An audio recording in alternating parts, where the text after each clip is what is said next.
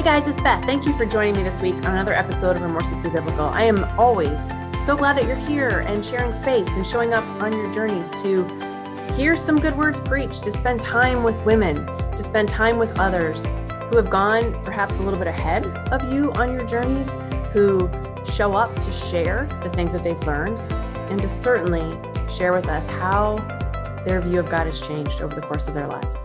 That is the thing that I care so much about, you guys, is to say, you are not the sum total of your past choices or your sins or your thoughts or your mess ups, mistakes. Your identity is not wrapped up in the choices you made at any point in your life. This is what Jesus went to the cross for. And as you will hear Donna share on this episode, if we have to perform our way into God's good graces, then Jesus died in vain. Like, what was it for, right? That's not the message of God. But yet, so many of us mishear that, misunderstand that, don't get that until many, many years later after we've already made some decisions and then oftentimes chosen to stay stuck in the pain, perhaps thinking that we deserve to be treated this way by other people or that we deserve maybe a less fulfilling life because, hey, we messed up and we made these choices. So you know what? I'm just going to kind of take my lumps because I made my bed. Right? But that's not always the story. In fact, that's never the story. It is one, though, that we can come through on the other side and we can learn to reconcile and we can learn to have peace about and we can learn to say, God has got this. He's got this. And so often the way that I'm finding he works, not only in mysterious ways, which is, I think, a U2 song, but God works in such a way that he brings people into our lives at just the right time, just the right moment, for just the right reason to share something with us that we need to hear. And that is what you guys are going to hear on this episode that Donna Tashjian will share. Donna is a life mastery coach, and she really cares about lifting other women up. In fact, she helps women specifically turn their past pain into things they can use today. She has a core program, a key program called Turning Your Baggage Into Luggage, so that you can lighten your load on your journey, so that you can actually say, I had these painful experiences and they were meant to do something. They were meant to grow and change and transform me. And what am I supposed to do with all of that pain now? If we choose to get through those times, and if we choose to see the lessons that we learned during those painful times, then we can do amazing things for the kingdom of God. And that's exactly what Donna is here to share with us. So would you guys please do me the favor of welcoming Donna Tashjian to the show.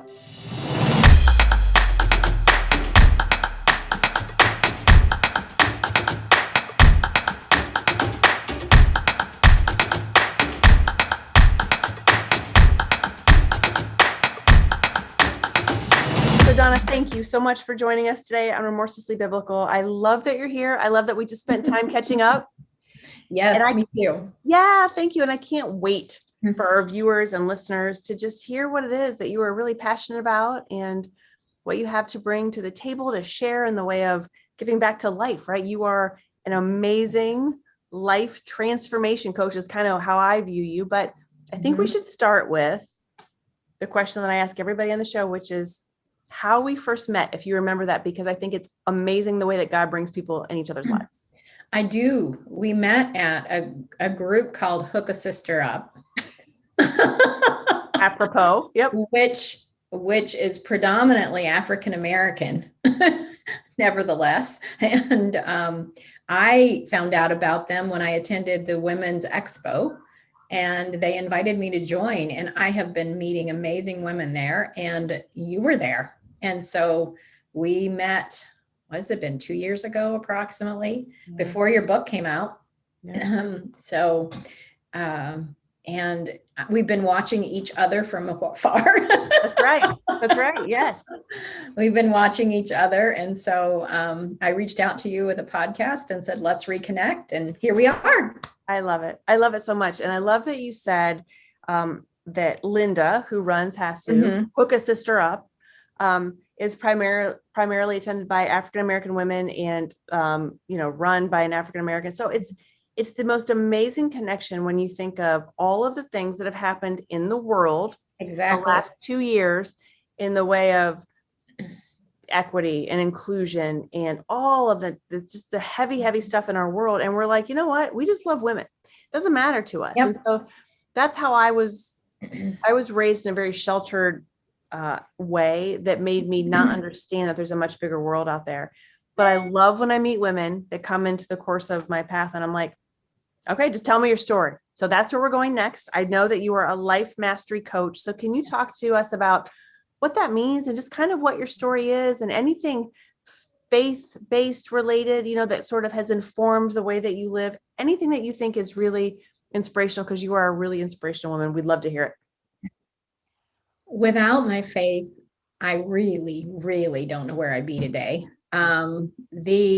My story really began to be shaping who I am today. At the age of 15, I found myself pregnant, not by choice. And the next few years, now we're talking, my daughter's 42, so we're talking quite a few years ago. And at that time, teenage pregnancies were not okay. And was extremely, I call it a religious home, where there's more rules than relationship. Yep. And so there was a lot of shame. My mother actually hid me, and all of those kind of things associated. I finished high school at the age of 16 and was employed before I was 18. I was 18 with a 3-year-old. I mean, like, just, trying to get the picture of it all, and feeling the only thing that brought me through what I call one of the darkest, hardest place was my faith. And I used scriptures like, your seed will not beg for bread, because I didn't know how I was going to eat. Mm-hmm. And so God and my relationship with him brought me through that, and learning that's only one example of things that he's brought me through, but that was one of the earliest, to be able to know how to build a relationship with him that had nothing to do with religion, because all I had was him and me, and learning how to walk that through, then getting married and how life brought from there. But I was always the girl that people were sitting and talking to. And it was almost like I'd have an out-of-body experience. I'm in my 20s and somebody's in their 40s and they're asking me for advice. And I would have it, which it'd come from God. I knew where it was coming from. I'm like, I don't know how I know this. I don't know how I know the answers to the questions you're asking, because I haven't lived what you've lived. Mm-hmm. And so it was something innately that God gifted me in. And I did a lot of things through all my life. There was always some component of discipleship, counseling, or, wasn't really counseling, but mentoring, those kind of things through all my life. And about 10 years ago, I got a job at a nonprofit that I thought was going to be my dream job. I was working part-time. I was also a full-time realtor, and my husband has a property management company. So I had two full-time jobs and a part-time job. I was a little stressed. And so I thought I was going to be able to go into this position and be full-time, and it would give me more means to help people. And and management changed, and I was let go. And I remember the day. It was the 31st of March. I still remember. It was one of those days you don't forget. And it was raining outside, but that rain that's cold in March, that's kind of sideways. Yep. And it just like permeates you, and my face looked the same. And I had to try to pull myself together and go show a house. I still remember we get all, it's like, stuff it all in. I can do this. In the zone. But I wrote in my journal, I feel like a piece of trash somebody left at the curb. Oh. I'm not needed. I'm not wanted. My gifts don't matter. One of those days. And then you're mad at yourself because you feel that way. Yeah. It's like, I know better. Yeah. But we still feel that way. And we have those moments where we feel really, really low. It took a little while to heal, to me, to go through that process. But through that, what God showed me was a red thread going through my life, where I was always sitting across from women, helping them. Yeah. And so I said, how do I do that? And that's when I discovered coaching schools. I've now got 3 certifications and continue to grow in other certifications. And being able to, I lost a job. I didn't have the money to go to school, but we did it on faith. We did it believing that this is where God was leading me. And Vibrant Living, the nonprofit, which is a nonprofit as well, was birthed out of that. And shortly after that, I was ordained as a minister. And my ministry is helping women rise above a painful past so they can be who God created them to be. Yes. To really, how do I let go? That I cannot just let go of the past, but transform it. My signature program is called Turning Your Baggage into Luggage so you can live the life you've always dreamed. I love it.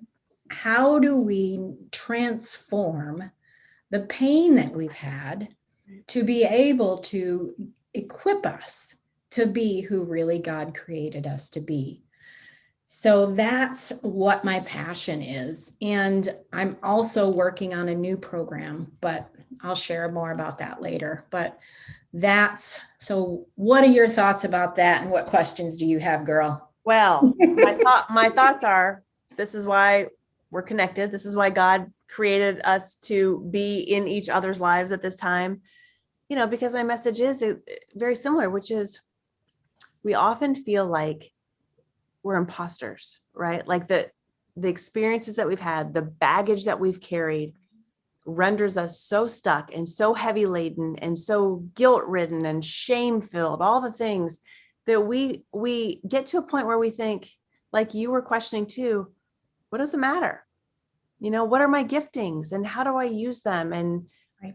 And God, where are you? Like, just where are you right now? And how could this have happened to me? And I don't know. I've only lived on the planet 15 years, or I've only lived on the planet 20 years. And it's very interesting because you guys, for you viewers out there, Donna and I met, you heard, 2 years ago. We didn't know each other when we were growing up. We're 10 years apart in age, where we're in a situation in life that is similar now, but certainly wasn't growing up. And there are societal constructs that inform the way that we show up. And I love the part that you say, the differentiation between religion and relationship. Yes. It's the same thing, because religion tells us this is who you are. And relationship with God says, no, you're not. No, you're not. I love you. I value you. I made you. You are beautiful and wonderfully and uniquely made. And these experiences that you're going through are not the sum total of your identity. Yep. That's it. So when I hear you speak, I just continue to remember why I'm so grateful that we're in each other's lives. And I love that you know your calling, because a lot of people will come to me, and I know they do you as well, and they'll say, I don't know what I'm supposed to do. We didn't always either. Right. But at some point we showed up in the course of our journeys and said, God, help us. Like, don't let me waste this pain for not, like, there's more to be done. There's more to use this for. So that's what resonates with me when I hear you talk every time. And I'm always inspired, and I'm always appreciative that you have turned everything that you've been through personally into a way to say, I'm going to show up and help people live vibrantly, as opposed to staying stuck in a narrative that was never meant for them. Right. Yeah. The example I use with religion is looking at the Garden of Eden. People were free. They were who they were. And as soon as sin came into the world, then we were based on our performance. Yeah. Whether people like us and how we perform. And religion is based on that. It's like you have to go to church on Sunday. You have to read your Bible. You have to do XYZ. You got to serve, whatever it is. In Catholicism, Hail Marys and showing up and all the things is like, whatever it is, it doesn't matter. Christianity is full of the things you've got to do to be accepted. And God doesn't work like that. If I need to do something to be accepted or loved by God, then Jesus died in vain. Wow. If his sacrifice wasn't enough, then why bother? Because I'll never perform enough.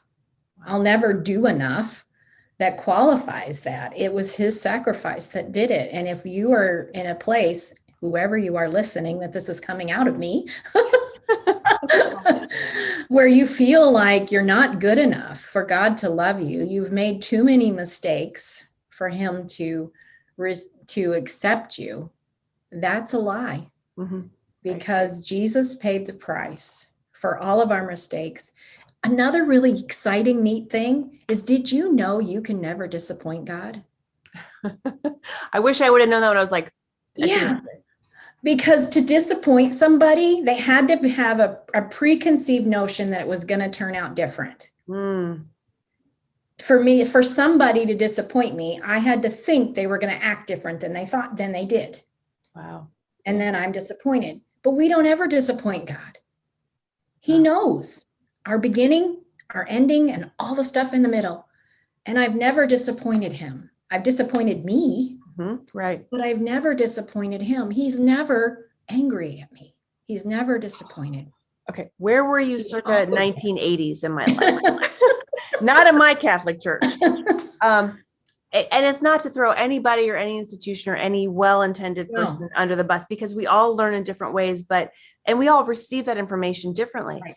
And as a performer, as somebody who thinks that my worth, used to think, was really wrapped up in performance-based acceptance, I got so stuck. I was like, well, if I get one more A, if I say one more Hail Mary in the booth when the light turns green, I'm good. I'm out of this thing. I'm good. I'm out of here. No, I never be good. And then the concept is when then something bad happens, it was because I forgot to go to church on Sunday. Right. Or I didn't, help that person on the street corner, or whatever notions that we have that we've said is that something bad is happening because I wasn't good enough. Again, it negates what Jesus did on the cross. Yeah. If he didn't pay the price enough, now there is sowing and reaping. There is blessing that occurs by how I behave, but not acceptance from God. He's not the one causing it. There's enough bad in the world. He's not the cause. I love this so much. Yeah. Thank you for reminding us all of that. That's a lot of the folks on the show know that that is what I thought for a lot of years, right? That I got cancer because I got divorced. Yep. And that's exactly what you're saying, was like, that's not it. But so many of us too, I think, are disappointed in our relationships, our earthly relationships, our marriages, our friendships, our work environments, because we have that expectation, like you said, that's already preconceived. We have an idea of what it should be like. And then when it's not, we become disappointed. And to your point, God already knew. Like, he knows the beginning, the middle, the end. He knows the whole story. Like, you're not going to surprise him. There's no climax to God, you guys. He wrote the story. He wrote the book. So for him to be disappointed is not going to happen. But for us, it's every day, because we have this vision of like, well, this is what I think moving from for-profit to nonprofit will look like. This is what it will look like to be this way. This is what I want this person in my life to heal. I see this life partner, this marital spouse, whatever. And I think this is how it's going to go for the next 40 years. And you're like, boy, oops. You want a big relationship tip? I love it. Doesn't matter whether you're married or it's a girl, female relation. It doesn't matter what kind of relationship. And the example that I've got is McDonald's cups. You know, that little bitty one they give samples of coffee to? There's a tiny little one. There's a tiny little one. And then there's a big medium, and then, small. And then there's the mega cup. Yep. All right. So you got that visual in your mind. And our capacity to love people could be represented by those cups. And to the level that I have received love from God equals my capacity to love you. And we all the time expect the person who's got the little mini size to love us in a mega way. If they have not received the love of God to that depth, they cannot love us on the mega side. And when I expect them to, I am continually disappointed. It's why in a marriage that I'm not supposed to look for my husband to meet all of my needs. He can't. Only God can. And so as I learned that in a relationship, and then I quit, and then I'm compassionate to them. Yeah. I'm like, oh, well, they're a medium-sized cup. If I don't put labels on people, but just that visualization is like, they haven't received God's love that much. Let me be a conduit of it. instead of going, they, whatever they did. Yeah. And then judging them or judging myself that I'm not worthy. Oh, let's not go there. Right. Yeah. But that visual of coffee, of the cups, helped me to see the capacity, because if I haven't understood that I'm loved, I can't love you like you should be loved. I love that. And it's completely true. And this is where my sardonic sense of humor comes in. The whole time you're talking, I'm thinking about people who are on Tinder. I think you should put large cups only. I want the mega cup. Mega cups only will receive a swipe. I don't know, but it's so true. And that's empathy and compassion. Yes, go ahead. Yeah, exactly. I love that you said that and share that with us. And relationships are hard, but what I keep hopefully encouraging people to do is to show up in them, to say, no, don't run the other way, because until we heal our own hurts and our own past, and we believe that we are mega cup loved worthy, we're not, like, the grass is not greener. We're going to continue to take those into the next relationship. And that's really not. Which is why I said it gives me compassion to where they are today. Give them permission to have a bad day, that they can be growing in it. It gives me compassion to people as they are on their journey, as opposed to expecting them to meet all my needs. Right. And it helps me to let those things go and love people where they are, as opposed to, because I really don't think of people as cup size. To me, that just visualization helps me it's like a bra commercial. Yeah, exactly. We really don't do that. Right.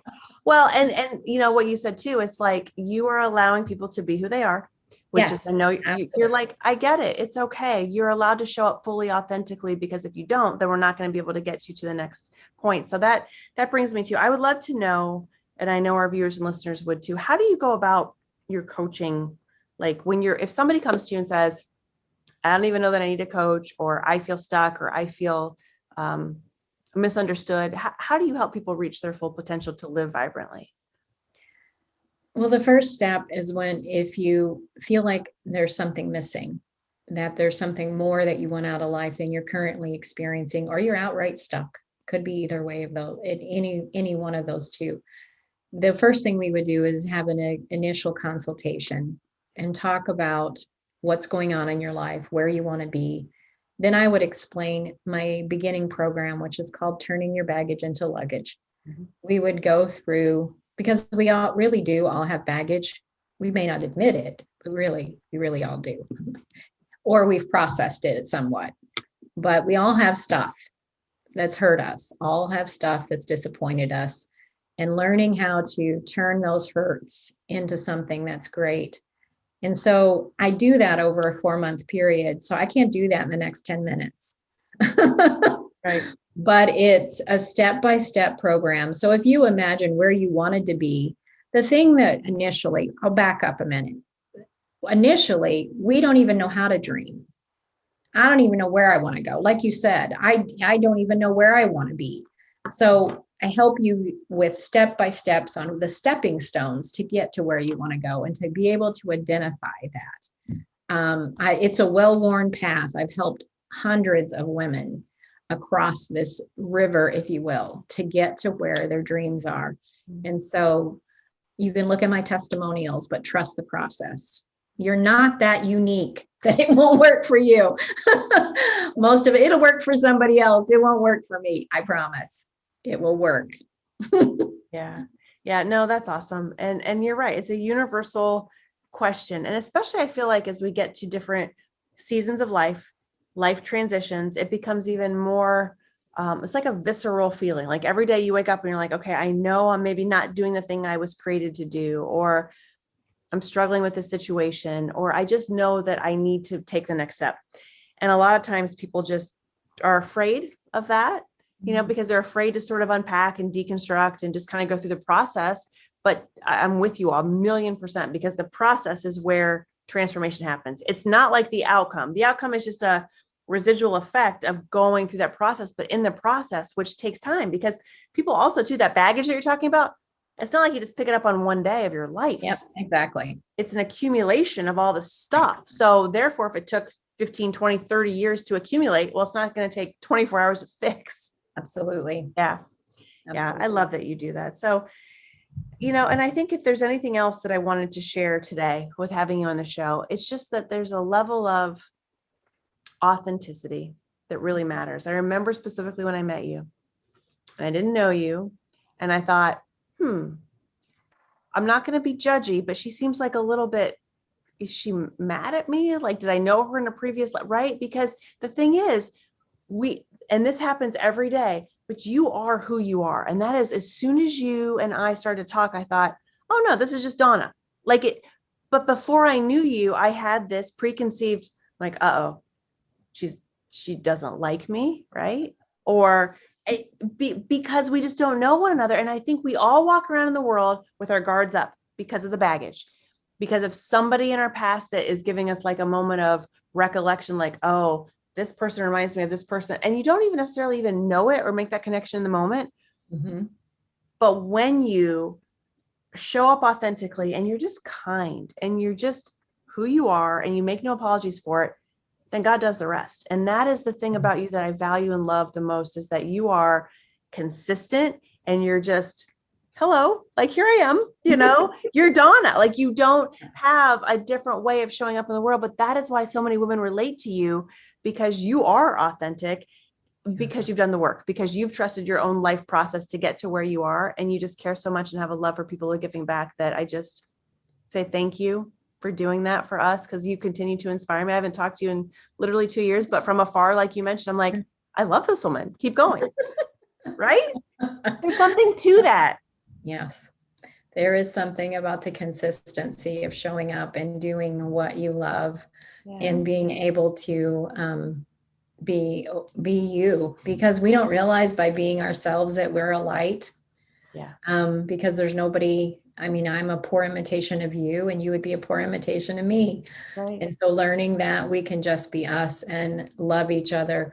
In my younger years, it was even more. It's like, Donna's mad. I've heard that. But I have a very resting face that people sometimes misinterpret, but I observe everything. You really do. And then you share it and you wield it back to us in such a way that is so helpful and insightful. You're like, oh, I didn't think of it like that. Yeah. And you bring it forth in a way that is meant to just help us. It's not judgmental. Right. It's just matter of fact, from a loving place of like, I get it. And here's what I want to share with you because you're worth it. And I'm like, that's the best kind of coaching. So absolutely worth it. Yes. Yeah.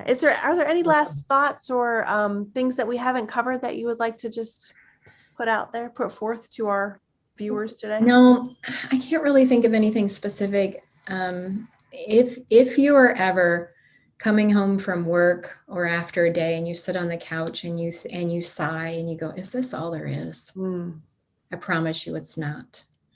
And whether it's me or some other coach, reach out to someone. At least you could start with me and have a conversation. If we're not a good fit, I'll help you find others. I know amazing women to be able to be and help you achieve the life that you were destined to live. It's a journey, one step at a time, and nothing is ever wasted. Yes. There's nothing more to add, you guys. I say a big giant amen to that. And Donna, thank you so much for being on the show today. We have been inspired and encouraged by you, and it's just really good to see you. So thank you. You are very welcome. Thank you.